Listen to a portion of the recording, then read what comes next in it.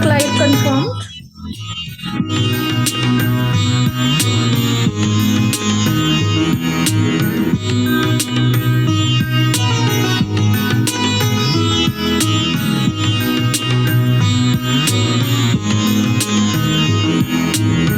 You can start, Mariam ma'am. Namaste and a very good evening, ladies and gentlemen. It gives me great pleasure in extending a warm welcome to Ms. Sindhura Indukuri and Ms. Aishwarya Kura, our Managing Directors of the Shri Ram Hyderabad Schools. Dr. Jyoti Reddy, Director of Education, the Shri Ram Hyderabad Schools, and the Founder Principal of the Shri Ram Universal School. Ms. Nisha Chandar, Vice President Operations, the Shri Ram Hyderabad Schools. Ms. Sunita Gujula, Deputy Head of the Shri Ram Academy. Members from the Shri Educare Limited, educators from India and abroad who have joined us through Zoom and Facebook. And last but not the least, staff and parents from the Shri Ram Universal School and the Shri Ram Academy family. A warm welcome to all of you once again. At the Shri Ram Academy, we strongly believe that growth and nurturance occur when there is an amalgamation of robust pedagogical approach. We consider that this comprehensive learning approach will propel our young children as empowered learners and make a difference in self and others. This is the first webinar from our series of webinars planned for well-wishers and parent community for sharing deeper insights about our philosophy and pedagogy at the Shri Ram Academy. We appreciate you being here, making this evening not only wonderful, but also an evening full of learning. We are happy indeed that we have with us today Ms. Sapna Yadav, an International Baccalaureate Educator, IBEN, and Vice President Operations International Curriculum, Shri Educare Limited. It is both noteworthy and inspiring that Ms. Sapna has been associated with the IB program since 2002. Wow, that's 19 years. IB consultant for taking schools through the authorization process, team leader for school authorization and review, IB examiner for biology, extended essay, and theory of knowledge, TOK. She is also an IB workshop leader for coordinators, administrators. In the year 2015, she was elected to the committee appointed by the IB Asia Pacific Office for research on curriculum mapping between national and IB curricula for the subjects science and math. Ms. Sapna is an accredited Cambridge program leader for the Cambridge International Certificate in the Educational Leadership. From being associated with the International Baccalaureate to being an IBEN and having been an integral part of the Shri Ram schools for close to 2 decades, Ms. Sapna Yadav is all set to mentor and build one of the strongest teams to deliver the highest standards in the international curriculum. Now, I invite Ms. Sapna Yadav to share her insights on young children as powerful learners, a gardener's approach to growth and nurturance. Over to you, Sapna ma'am.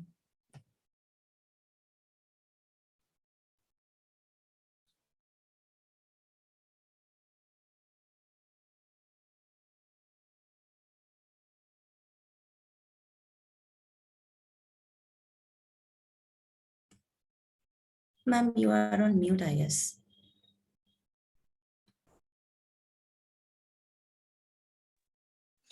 You're on mute, ma'am. I understood that. I was just trying to figure out the controls with so many files open on my screen. For a second, I was just absolutely frozen in time. So namaste, everyone, and a very warm welcome from a chilly Gurgaon from here. I just hope that you have a fabulous time. We will be spending a few minutes together and our endeavor is to explain the concept of the school and how the school intends to support teaching and learning activities in the school. We will be having the format for this webinar we have thought of is that we will be having 45 minutes presentation, and then about 5-7 minutes in the end where we'll pick up your questions from the chat. I am very ably supported by Mariam and Sunita, and one of them would be monitoring the chat as well. If I miss out on some questions, they would be asking those questions on your behalf. So please do feel free to write into the chat whatever questions come to your mind. We are also going to have a small activity during the session. So this is a good time to grab a paper and a pen. Not that it's going to take you too much of time to actually spend writing, but it may just come handy. So if you don't have a pen or a paper nearby, probably this is the time to go get one. If not, you could always use your phone to just type out in one of these softwares, whichever you use for note taking. So that could be done as well. The questions that we will be asking during the session, they're very simple. It's just a quick mental gym activity and keep us all alert, because I truly believe that I don't want it to be a death by presentation experience for anyone. So this should get everybody engaged. The questions are going to be very simple, like I just said.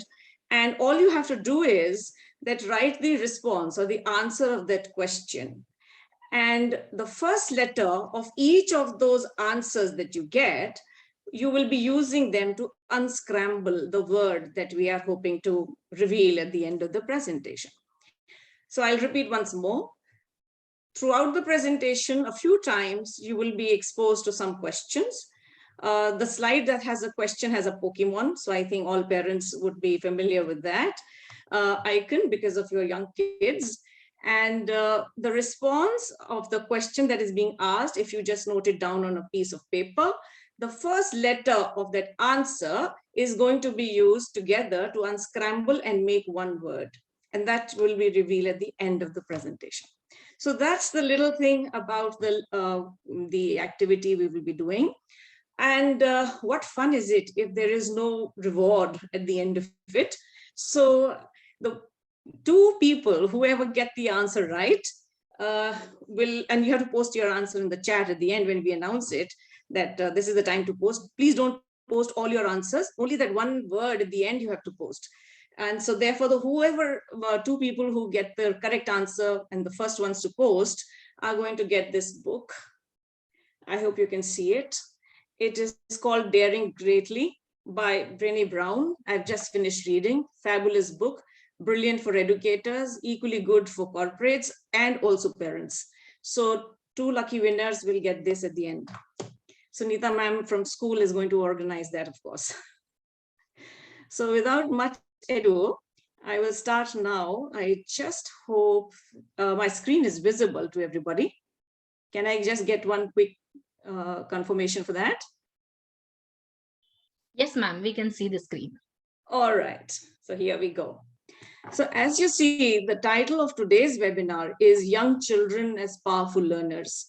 And we truly believe in this particular phrase, that they are powerful in their own learning. It's only when we start changing the dynamic of learning for them, which we believe is the right way of learning, is when we start controlling or curtailing that learning. So the main essence of the school is on how do we develop children as powerful learners.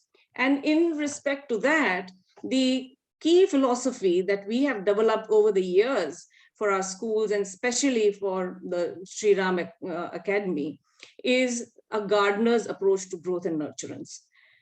It's not from Howard Gardner, although we draw inspiration from all the great work done by educationists across the world over so many years. But this is just the regular, typical gardener, who we all are used to seeing. So we call it the gardener's approach to growth and nurturance. And the whole presentation through this, not only will we try and give you an insight into what Shri Ram Academy would stand for, but also how do we intend to do what we want to do in the benefit of good learning for our students. So what will the school be about? Our mission statement is that the Shri Ram Academy aims to be the cornerstone of lifelong learning, ever engaged in the joyful pursuit of excellence. The school aims to nurture the inherent abilities of each student by honoring their differences and uniqueness, thereby promoting the culture of inclusivity and compassion towards self and others. It is the school's mission to give to the world courageous young people who can stand up to create a difference, thus making them conscious global citizens for a better tomorrow. I have the Newton's apple on the side. This is not the question for the award at the end, but just for this particular screen. Which word or phrase stands out for you and why? If you could just take a few seconds to read the mission statement and pick up that one word or one phrase that you think stands out for you, and any particular reason why you think that word or phrase is most important in this mission statement. And Maria ma'am, if you could just read out from the chat the responses you start getting.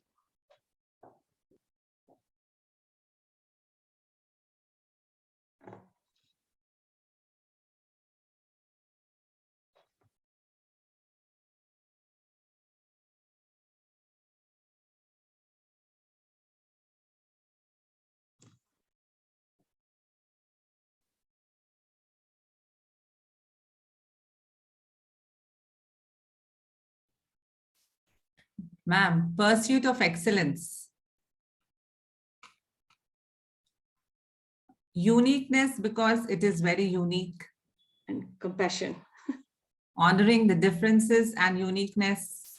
Compassion, joyful pursuit of the world.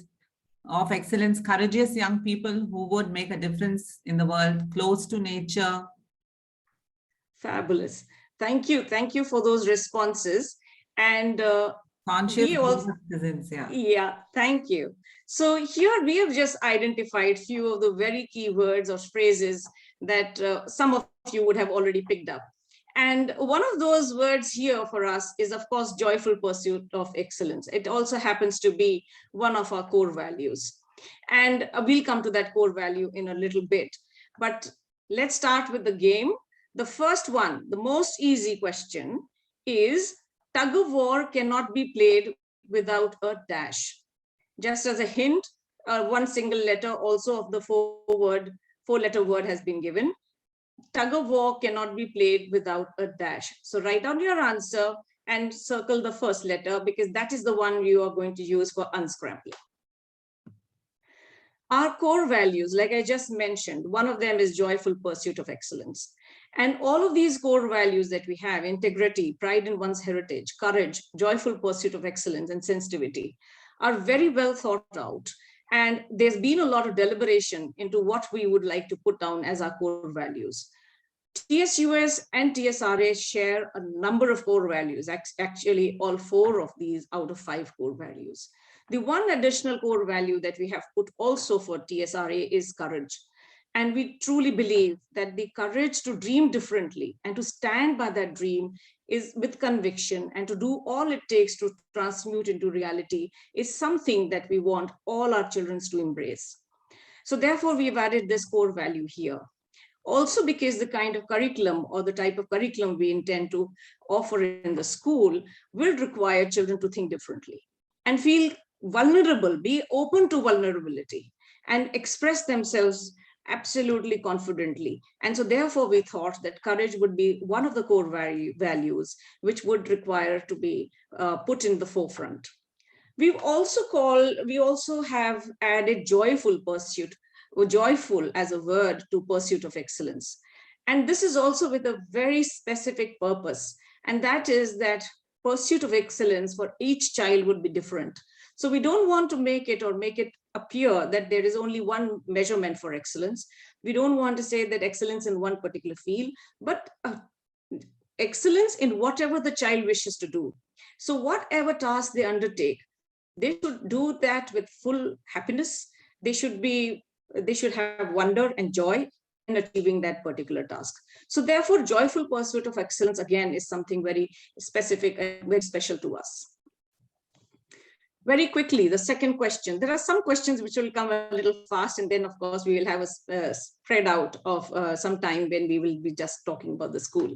So the second question is, which may require you to jog your memory a little bit. When this number is added to 13, you get a pair of identical digits whose sum is 4. What is this number?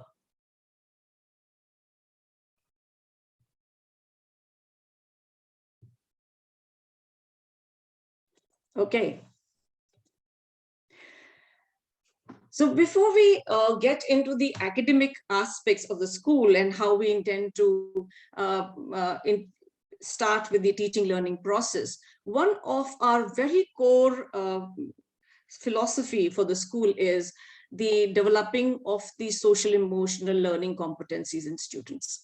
We truly believe that SEL competencies, these 5 SEL competencies, are critical for students to have a very balanced approach to learning.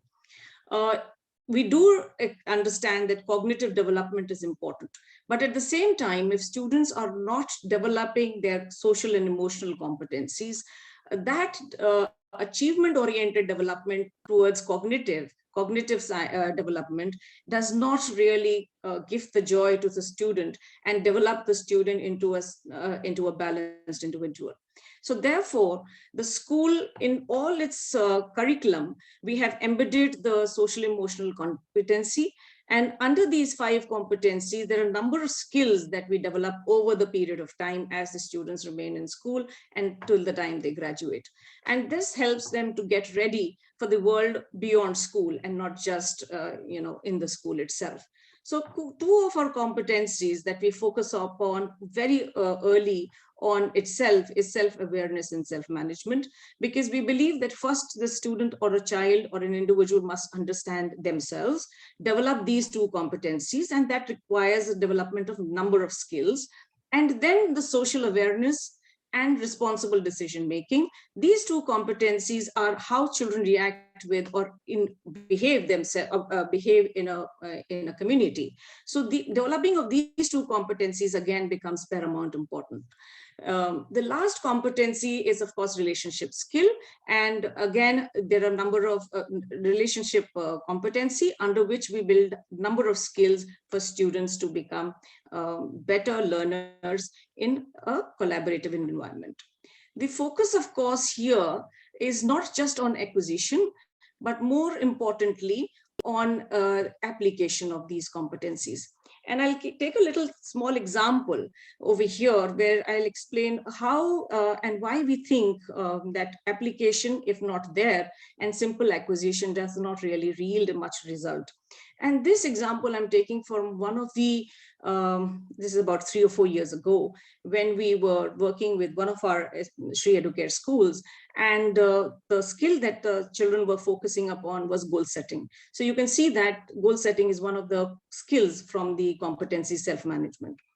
And we had a series of activities and series of lessons that were transacted, and children learned how to set their SMART goals.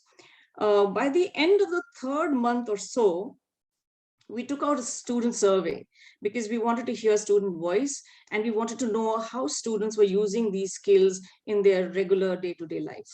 So the survey had about 4 or 5 questions on goal setting and some other skills that we had been transacting and teaching in class.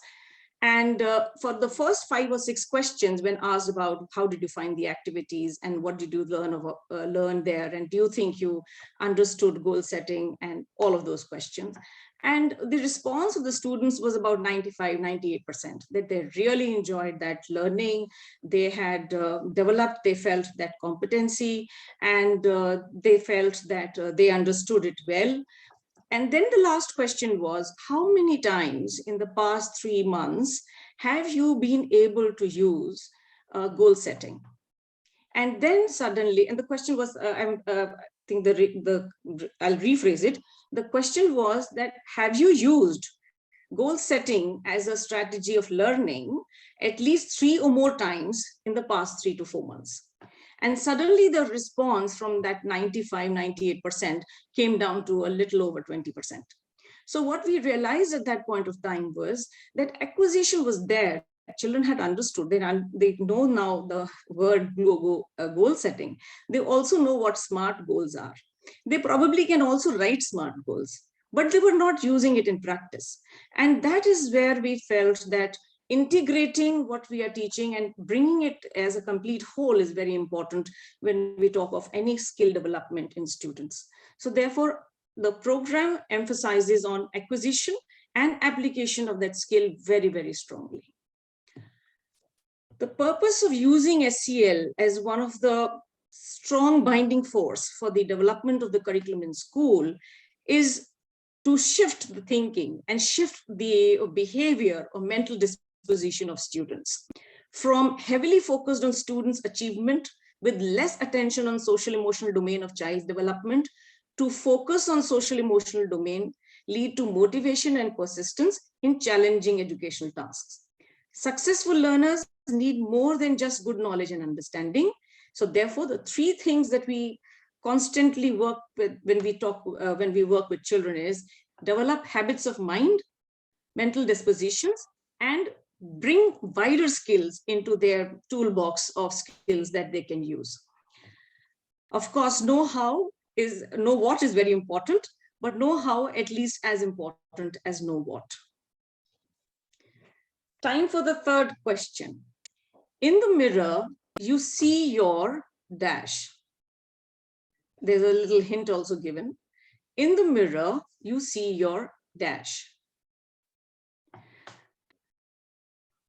The how of the teaching and learning process at TSRA is largely taken from Dr. Gardner's approach to education. It's a well-established philosophy. Most schools understand and practice it in varying levels of competency, perhaps. But yes, this is a well-known established philosophy for educationists. Interestingly, the IBPYP also has all these 5 elements are very strongly entrenched in the curriculum. So the 5 elements here are respect for the child, the absorbent mind, sensitive periods, environment as a third teacher, and self-directed learning. And under this, I'll just explain with few examples as we go through the presentation. But the key seeds of learning, when we look at these elements, is that children learn best when they wonder, they play, they're curious, and they ask questions. Students, when we control their questioning ability, or we don't give them sufficient experiences which allow for curiosity and play, students don't learn very much and they lose interest in learning very soon. And that's why when sometimes you ask children what happened in school, the response is nothing. Or how was school like? Or how is this subject? It's boring. Or I don't know where I'm going to use it. And so therefore, those kind of responses start coming from students. They don't want to share very much what is happening in school back home as they start growing from primary to middle to senior school. So our focus all the time, depending on which grade they are, and it's not that only these to wonder or play or curiosity or questioning is something which is very typical for the primary school, but it's also equally relevant in the middle and the senior school. It's only as children grow in age, the sensitive period, which I just mentioned about in a while back, changes. So I'll come to that in a bit, but let's start with respect for child. Respect is a two-way street. And here by respect, we mean that honor their voice and choice. Students would want to learn certain things at certain age or certain periods of time. And we are sometimes defined by the curriculum. And if we believe that the curriculum is what the definition or the description of learning journey has to be, then we will not be honoring students' choice in it. And for us, it's important that we hear what children want to do, what students want to do, and what they want to learn, and then create an environment around that for learning, so that the curiosity remains alive, they remain curious, and they continue to ask questions, because you learn best when you ask more questions. The absorbent mind. From birth, actually, to about age 6, the young child experiences a period of intense mental learning.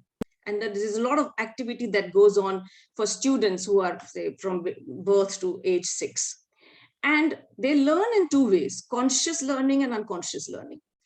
Unconscious learning is in the earlier phase, when they don't know what they're doing, but there's no thought behind it, but they do it. For example, child in his crib, kicking around and moving his hands. He's not actually trying to exercise. That's not the thought he has, but he does it as a intuitive manner. So it's an unconscious way of learning. You will see younger kids focus on something for a long period of time because they started to develop their observation skill. But from very soon, from unconscious learning, they come to conscious learning. And that's how children pick up language, especially the mother tongue, because they start consciously understanding and hearing and listening to what is being said to them. They learn from their environment. And the home and the school environment, therefore, is very critical when students are at that particular age. As children grow in age, of course, the absorbent mind will change for students in middle school and senior school. So here we say that the absorbent mind allows for free exploration and learning in uninterrupted blocks of time. So if you have a typical school with a typical bell ringing, especially for junior school, and children have just got engaged in an experience or an activity or engagement, whatever we'll just want to call that, students then start losing, they have to stop and then get on to something else. In our school, we are looking at opportunities where the learning is not defined, especially for junior school, not defined by break times or by the bell ring. If children look like more engaged and involved in a certain activity, then the extended time should be allowed to them and is given to them so that they can pursue that curiosity and that learning a little bit more deeply. And at this stage also, children start developing the independence disposition to learning. So slowly, as they move into middle school, one directed learning or learning directed from one, from top-down approach doesn't work very well for children, because they're not able to then relate to the learning that is happening. And that's when they start finding some subjects interesting and some subjects not so interesting. Sensitive periods, when they are ready to learn. It's developmental nature.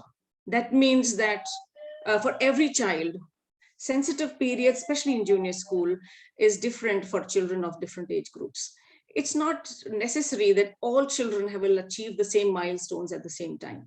So therefore, it's a very important concept for us, because our assessments have to be therefore managed and planned in a way where every child is assessed when they're ready to be assessed. So it can't be something like, okay, now we have an end of semester, end of term or midterm or whatever, and everybody gets assessed in the same way, and a report card is generated. So of course, there will be some reporting, some recording of student achievement and reporting of student achievement, but it has to be in a way that will showcase this child's learning. It has to be contextual. That means that it has to be in the context of the student. So it's not like this is the curriculum and that needs to be transacted. Teachers have the flexibility in the international program to create their own curriculum, given the framework. So a framework is a broadly defined structure for the curriculum, where very clear learning objectives are given. So every child by the end of certain time should have achieved those objectives. But how those objectives will be dealt with in the classroom setting, how that curriculum will be designed is very much contextual and specific for students. So in the example that follows a little ahead in the presentation, I will be sharing one small example, rather two actually, one a little in a little more depth and the other one in a short manner, how context is important for learning to take place. Spiral, because learning from one, what they learn today, it will lead to new learning in the later part.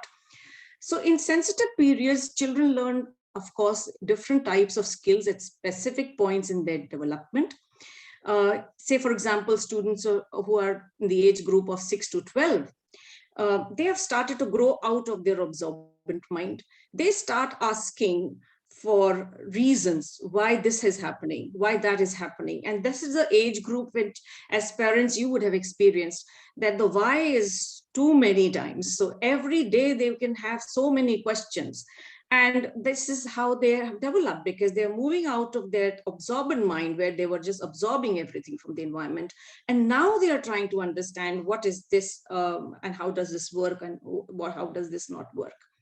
They're also driven to understand the world around them. They want to know how this is happening, why some things work in a certain manner, why some things don't work in a certain manner. They start also learning factual information. So this is also the time when there is a shift from the transdisciplinary approach that we use to a little more disciplinary approach, and where there's certain concepts are being explained much more specifically to students. So factual learning takes place here, and they start understanding the value system. For this, at this age, therefore, it is very critical that they here where the SEL competencies come into play, that students start understanding and developing habits of mind, and also how they have to engage in social context. As they grow in and go into senior classes, what interests them now at this point of time is, how can I use this learning? Where can I apply it? Can I see the necessity of learning this concept in mathematics? Where do I think I can use this? And when they don't find those connections, they again start losing interest, or they don't see the value in what they're learning. So therefore, these periods for us are very critical, and these periods for every age profile is very different in nature. Environment, of course, as the third teacher. So therefore, the classroom preparation, how the classes are prepared in an early years to a junior school to middle to senior changes. The teacher needs to keep the environment stimulating for students. How she wants to set up her classroom, her resources, how would she change her material, how would she keep it fresh, depends on the engagement and experiences being planned by the teacher. So obviously it can't be something where you are going by chapter, but it has to be something which is more wholesome and something which will have a longer duration of time. So therefore, inquiry is one of the very key ways of learning that we employ in schools. And when we use inquiry, you can have small and long-term inquiry, you can have individual inquiry or a group inquiry, but most inquiry sessions for junior school, we plan it over, say, about 4 to 6 weeks time. Self-directed learning, if everything goes right, of course, the students get the ability to choose what they learn. And so therefore, they lead their own learning. Teachers are the guide on the side, but it is no mean task. It's not that they have left control completely. It's just that they are not in the forefront of that teaching learning activity. So what do teachers do in this case? Teachers, therefore, the skill development of teachers is exceedingly important. And that is our key focus for Shri Ram Academy and actually all our SEL schools, that the teacher should be a good curator of material, of information, of resources. She needs to design the learning experience in a way that is not just unidirectional or is just not linear in approach, but is dependent on previous learning and integrates other subjects together. So there is a lot of collaborative planning that has to go in if an inquiry learning has to be successful. And most importantly, and most specifically for junior school, active observer. Now, that is one competency and skill that teachers need to develop, especially in junior school. And that's where our main focus always is. How do you pick up learning instances for children? When is a good time to record observation? You can't really you may have a plan, of course, that yes, I'm doing this engagement and I wish to observe learning of students, and these are going to be my parameters, and this is what I'm hoping to learn. But you do see something different, and you see a child showcasing learning in a different manner, or a child showing learning which he did not show that level of understanding previously. That needs to be documented and put down as a recorded evidence of learning. So a keen observer, if a teacher is a keen observer, she can create, and she is able to create the curriculum in a way that that continues to promote personalized learning for students. So therefore, learning the constructivist way, and here we've used the symbol of a cairn, and it is a practice of patience and a physical effort of creating balance. And that's what the teachers at TSRA are being trained for. So for us, if I just read the acronym, C is constructed, A is active learning, I is inquiry-based, R is reflective, and N finding new meaning. I'll stop here for a few seconds, and Mariam ma'am, if there are any questions that you, or Sunita ma'am, any questions that you think I need to pick up here?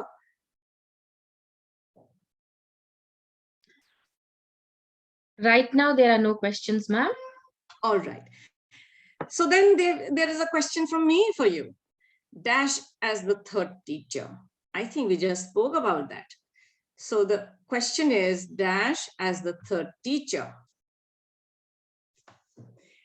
And now I want to share two examples, like I said a little while earlier. This is an example of how a simple observation of the teacher can lead to very deep and engaging learning experience for children. A small case study. On a regular day in school, the teacher of grade 1 notices a group of students playing with soil as they pick it up and dust it off their hand during their recess. They appear curious and seem to enjoy the texture of soil as they collect it from the ground.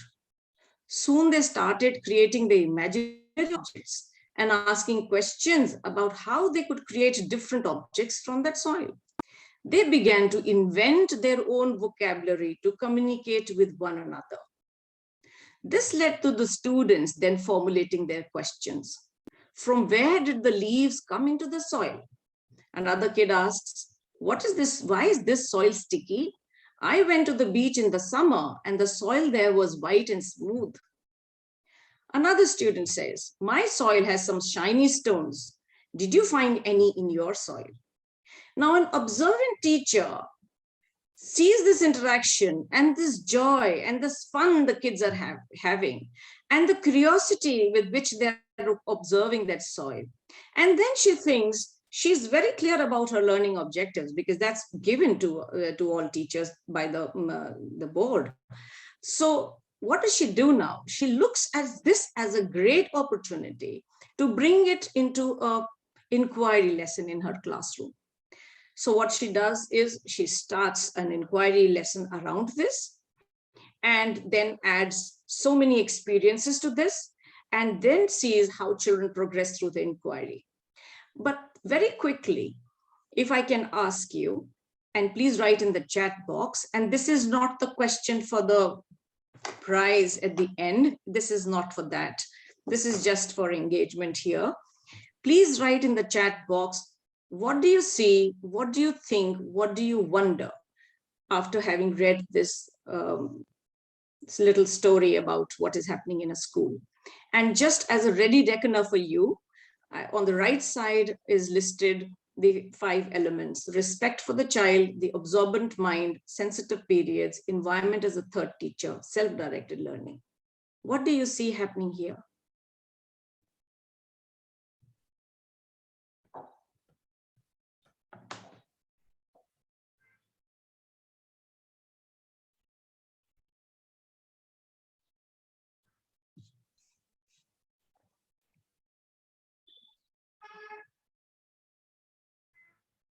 One of the responses from Miss Kavita, I'm wondering about their thinking. Yes. Thank you.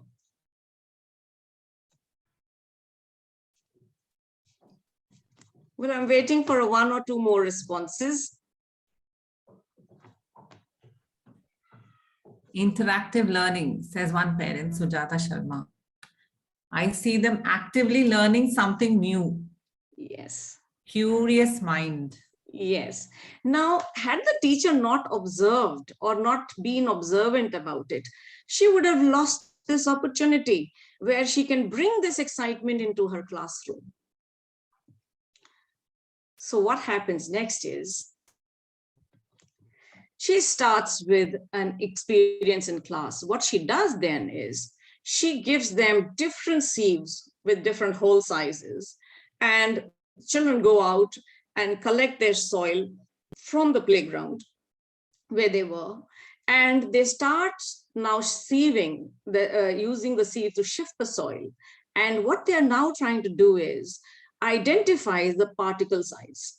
So they start looking at the soil that they have with them, and they realize that very soon they have about 4 or 5 molds or mountains of soil which have different sized granules. Now for them, that is a curious experience because they realize one thing, that soil can have different texture, they are having different sizes. As she continues to engage children in this activity, some students now want to see and measure the size of soil particle.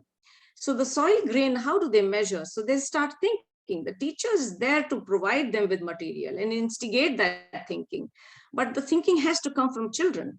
And then she asks them, okay, should I give you some apparatus to see whether you what size the soil particle possibly is, and would you like to see it in a more magnified manner? So what she does for them is give them magnifying glasses, and now students start seeing the size of the soil particles, and they start drawing that, they start recording. For younger kids, the teacher can give a chart and they start drawing and coloring what they are seeing through that magnifying glass. For senior school, little senior school children, you don't give the chart, and children start creating their own data tables for recording and collaboratively collecting their data for analysis. So a simple activity as soil it can have multiple ways how children can engage with it as they keep increasing or growing in age as they move to senior classes. And I'll also give you an example of what children do in, say, grade 11 and 12. So once they do this, the teacher then says, okay, now let's look at how do you measure the size of soil? So you can see it with your magnifying glass, but can we measure it somehow?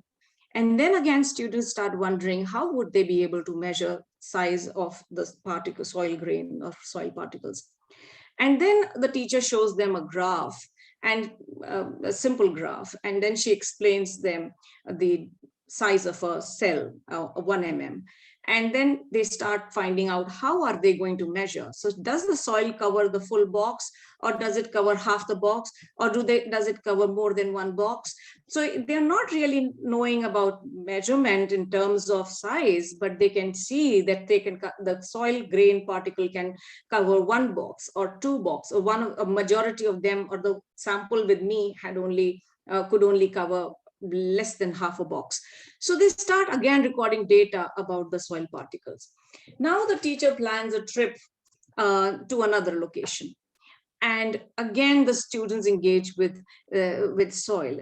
There is a third engagement planned where the teacher dissolves the soil and water, and then they put it into measuring cylinders. And now students can see how solid particles start settling down and clearer soil starts coming above the water becomes clear on top.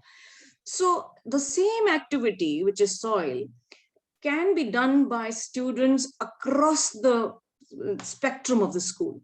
My students in senior school, they would possibly do, they would use soil and then start doing investigation on finding organic content of soil.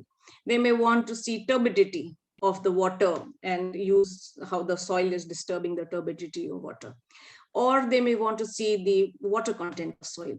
So the point is that any engagement, any experience can be brought up or brought into a classroom, and a lot of learning can be initiated through that.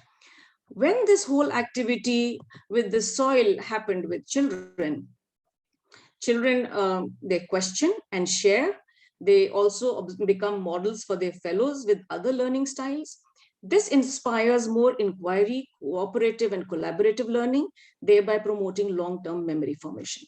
And one other very important thing happens when we have conversations like this in class, that children who are hesitant in answering or speaking up start feeling more confident voicing their opinion, because the teacher models the inquiry for children. So what she does is she shows reflective practice. So if the students had initially questions about why my soil is shiny, why do I have leaves in my soil and you don't have it, she keeps revising those questions with children and asking if they found answers to that. And then the students start modifying their questions further to get into a deeper inquiry. This allows everybody to have a conversation with each other.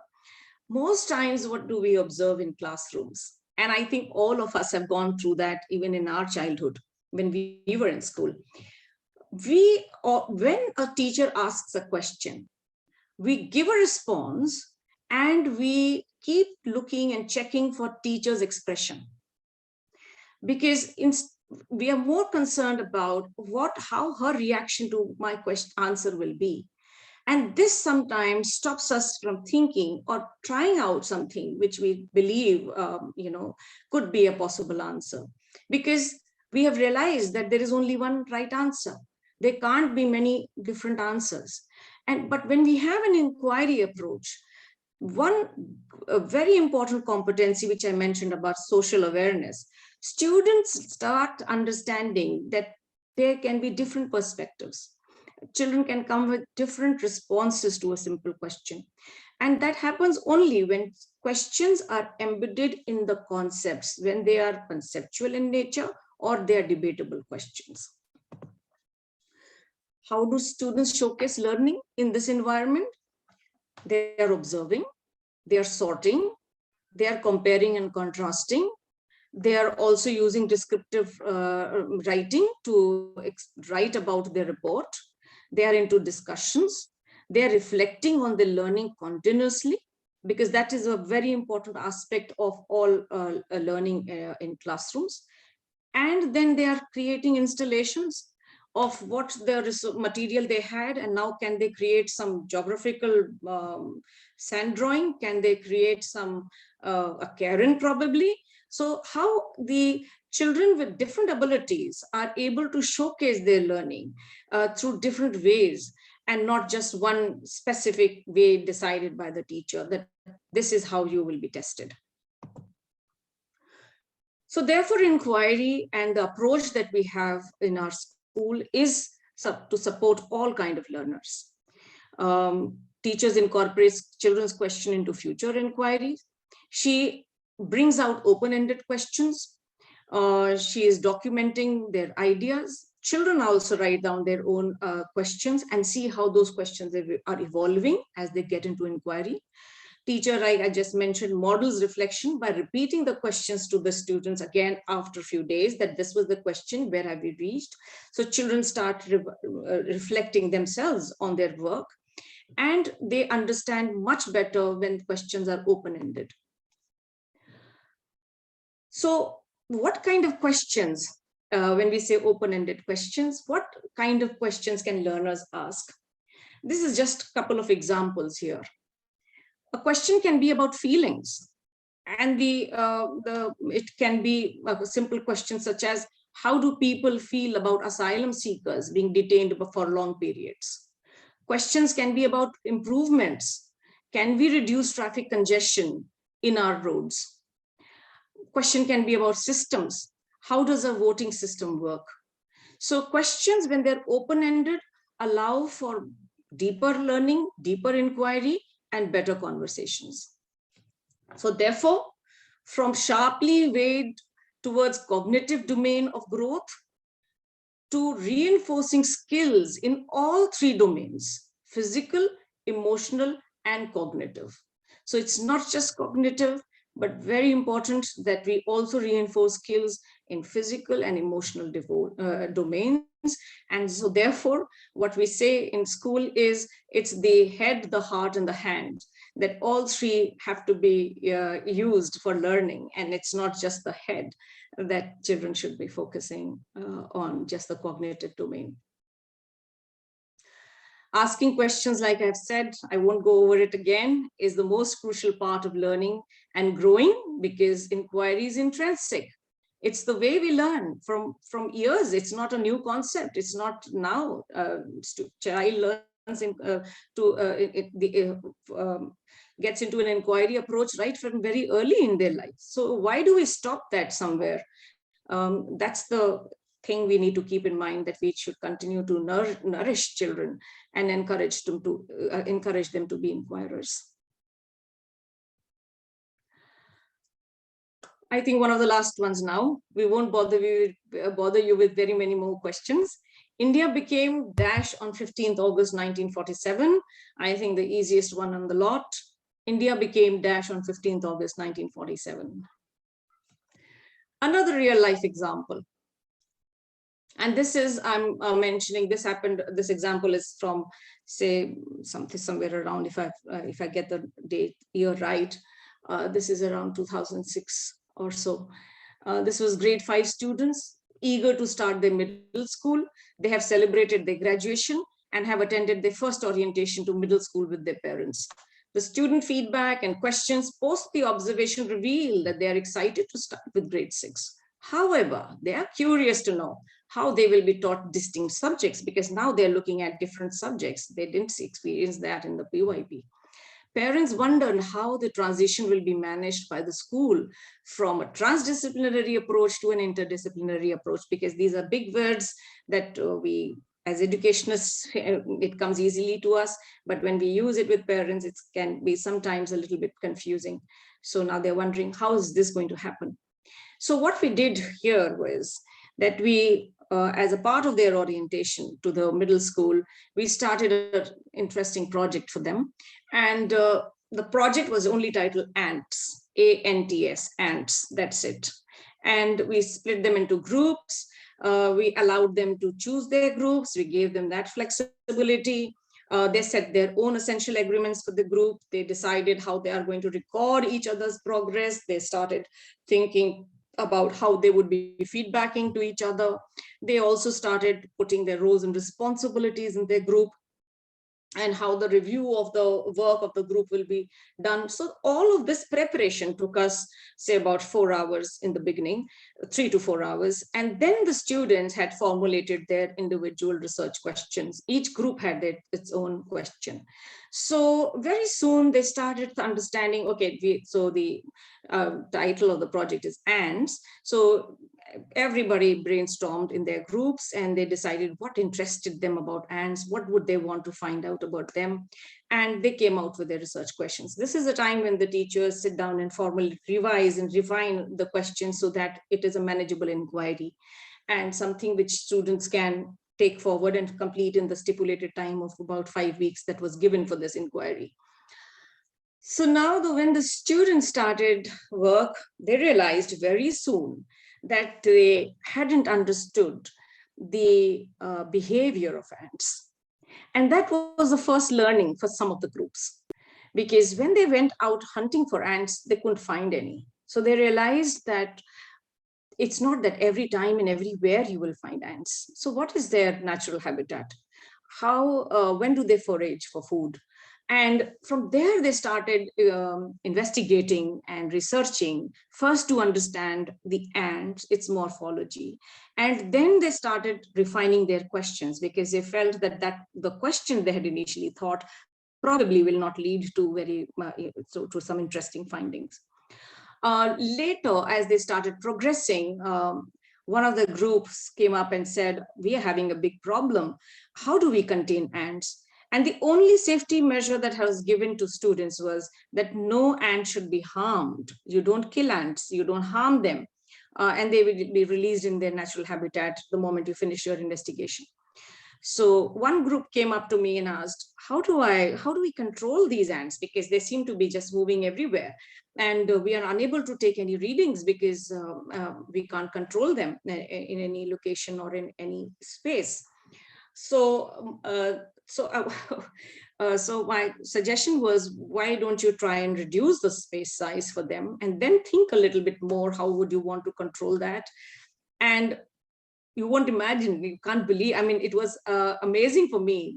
After 1.5 days or 2 days, the group comes back to me and say, we figured this out. So what did they do is, the center circle in the screen you can see. So they had taken a container and they had put the ants there. They'd set up the environment, what they wanted to investigate with the ants. And they lined the rim of the container with Vaseline.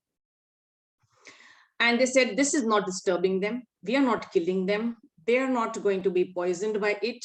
Only thing is, they're not going to now spill out of the container. So if we can leave them in one place and we can observe them over a period of time, because we will not have ants moving and new ants coming in and we don't know what we are observing.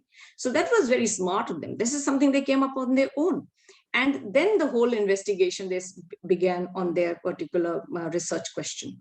So given the flexibility to students, they can come up with novel questions, and they show such excitement for the learning that they have, that it remains with them for the longest duration. So that is what enduring learning should be about. And so therefore, positioning students as creators is exceedingly important and something very close to our heart.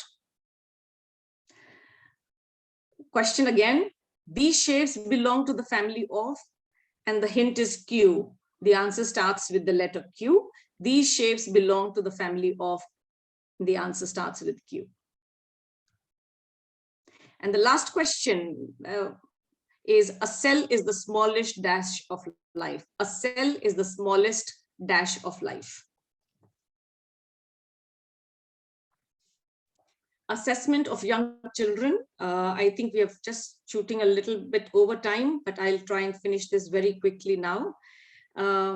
Limitation of report card and grades.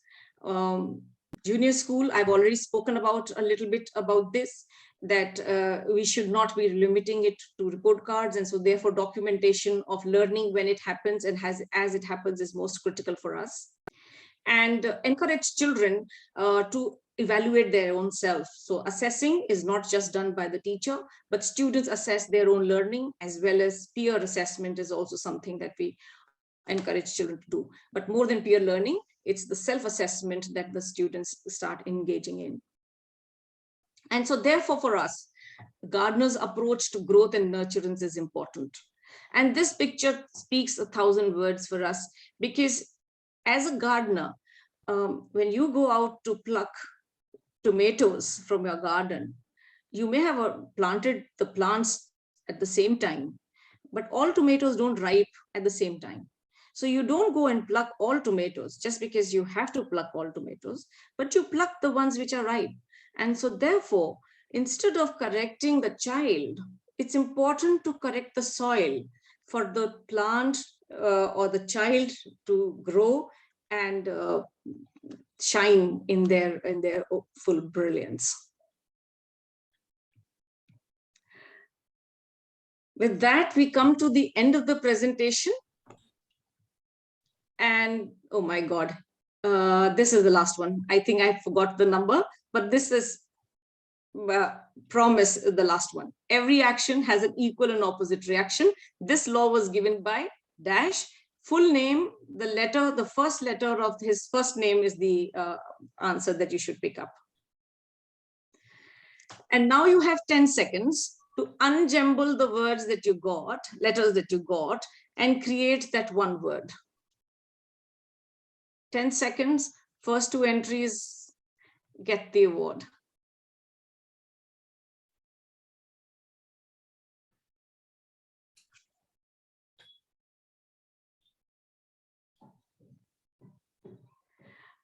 Isaac Newton was right. You have to pick up I from that and then unjumble that word.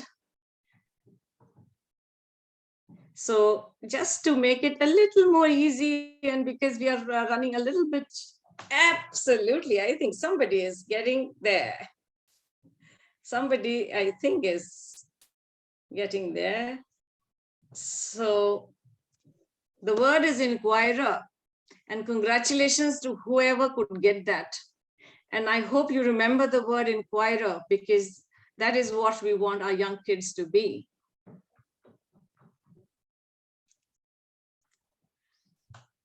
So what remains foggy for you? Any questions in the questionnaire, in the question and answer, or in the chat? Sunita ma'am, if you could just read out the questions, if there are any. There was one question from Kavi Sri. Can we learn things without asking questions? Can we learn things without asking questions? I think questions is the base for any learning, because you will learn something, but would you remember it till you don't think about it? So questioning is the beginning of any learning to happen. Otherwise, you do learn. I mean, if I don't ask any question and I attend a class, I would learn something.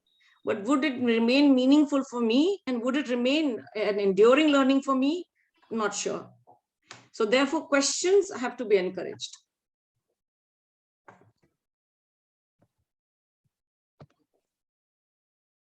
Any other question, if anybody has? Just one quick announcement to parents. We will be opening office hours for parents in case you wish to have a one-on-one conversation with Jyoti ma'am, Sunita ma'am, and with me. We 3 of us have, I think the intimation will come to you from the school, or clear message will come, but we have set out some days in the week and where we would be available. So if you block your time with us, we would be very happy to engage with you, speak with you, get to know you, and understand what you are looking for your child. Thank you, Nirupama ma'am. I don't think I could have said it even any better. It ignites the fire in the belly. So Kavita ma'am, yes, you get the book. Happy reading. You, I think, were the only winner. Sapna ma'am, we have had continuous responses on Facebook Live as well. And I'm quite happy to be sharing that. Well. Yes. And Miss Madhvi, our Facebook viewer, wins the book as well. Oh, brilliant. So I think somebody from school, I think Neeti, you will have to organize this along with Sunita ma'am. Yes, ma'am. To collect the coordinates of the 2 winners and then ship the book to them. Sure thing, ma'am. So thank you, everyone. Thank you for giving us your very valuable 1 hour, 15 minutes. I think we just gone over by 5 or 6 minutes. I look forward to meeting you sometime. Namaste. That was an enthralling webinar. Thank you for taking the time to engage us in a productive learning experience, Sapna ma'am. Your insights into growth and nurturing young children and how it will impact their educational journey was fascinating. Your session explicitly threw light on experimental and experiential learning, enabling students towards their individual discovery. Where students' learning is limitless, immutable, and infinite in space, time of their choice. Thank you, Sapna ma'am. Dear audience, I appreciate your attention and time. The feedback form and the link to access the link is given in the chat box. Would appreciate if you could give in your feedback on this webinar. And once again, on behalf of the Shri Ram Academy, I would like to thank each one of you for being here. Hoping to meet you soon in another enthralling webinar. Stay safe. Thank you. Bye-bye. Namaste. Thank you and Stay safe. namaste.